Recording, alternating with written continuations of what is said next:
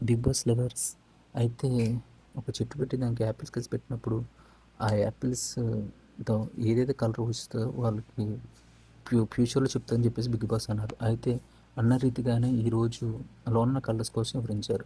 అయితే బ్లాక్ ఎవరికైతే వచ్చిందో వాళ్ళు సేఫ్ అవుతారని చెప్పేసి ఇమ్యూనిటీ పవర్ వస్తుందని చెప్పేసి చెప్పారు.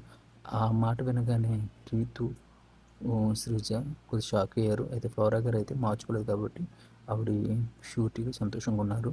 అయితే శ్రీజకి బ్లాక్ వచ్చింది కాబట్టి తనకు కూడా సంతోషంగా ఉంది. రీతు ఇంకా ఇలా జరుగుతుందని చెప్పేసి ఇంకా రణరంగంలో దిగేసరికి రణరంగంలో ఎవరైతే ఈ సీజన్లో ఈ ముందుకు వెళ్తారో వాళ్ళు సేఫ్ అవుతారని చెప్పేసి బిగ్ బాస్ చెప్పారు.